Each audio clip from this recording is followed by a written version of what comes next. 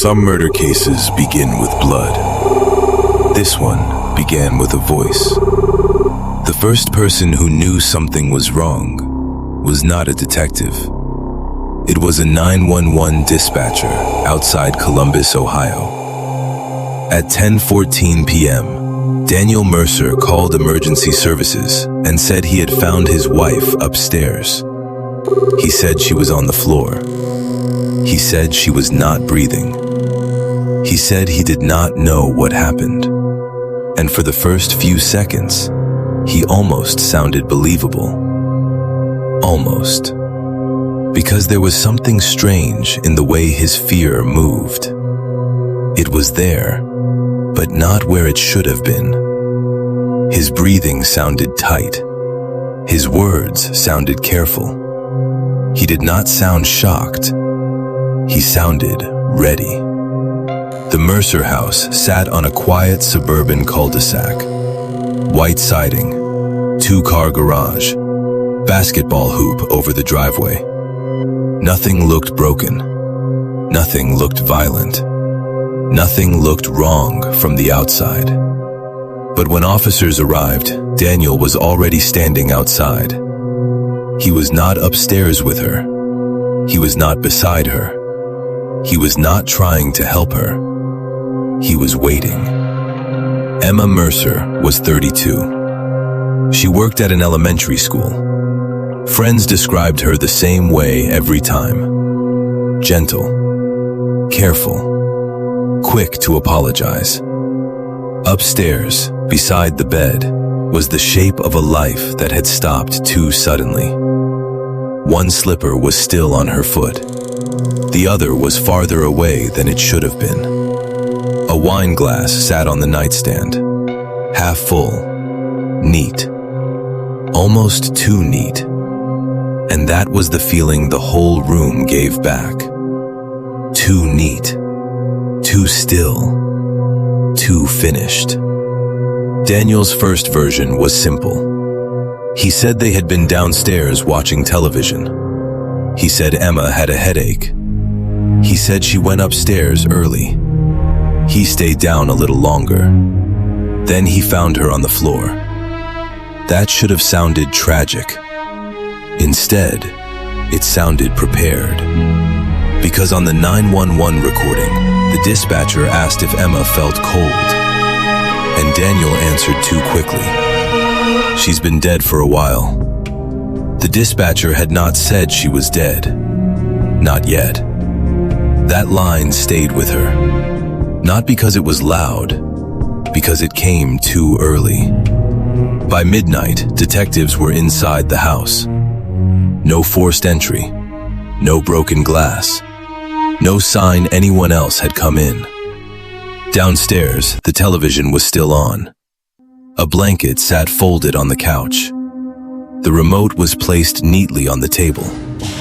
Everything looked paused. Upstairs, the room told a different story. One patch of floor reflected light differently, as if it had been wiped. In the laundry room, a washing machine held one damp towel. One towel. Alone. Small details.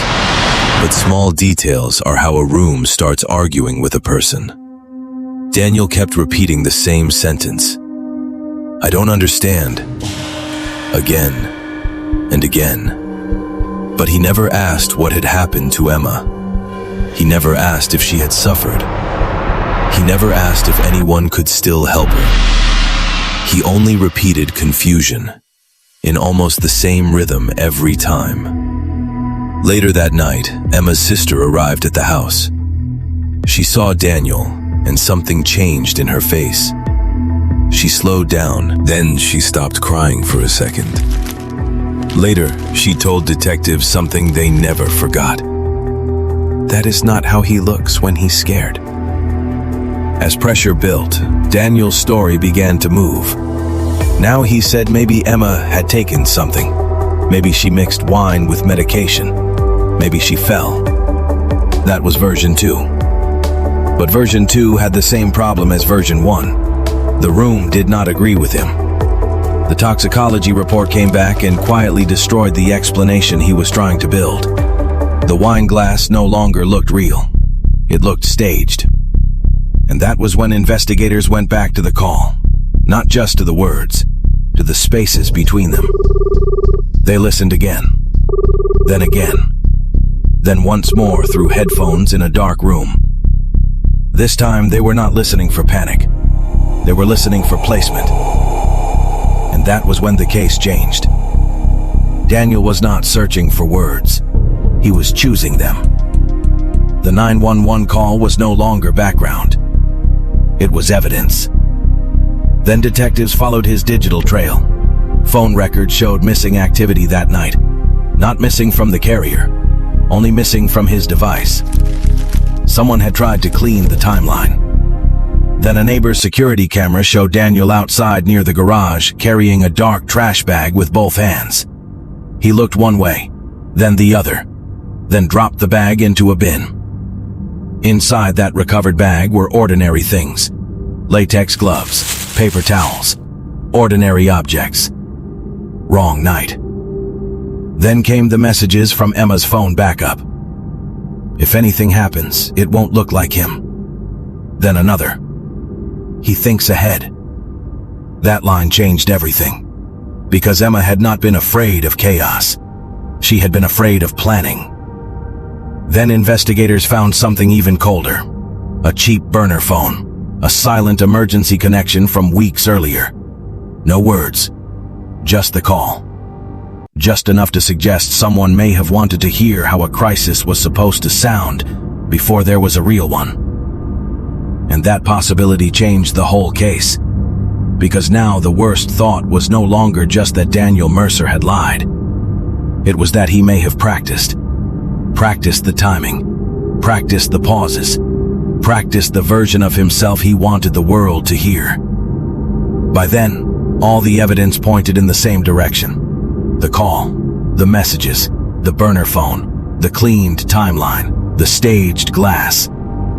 All of it pointed toward preparation. And that is what made the Mercer case stay with people. Not only that Emma died in that house, but that the first clue was not visual. It was tonal. A dispatcher heard it before police reached the door. She heard a husband whose fear arrived in the wrong places. She heard a sentence come too early.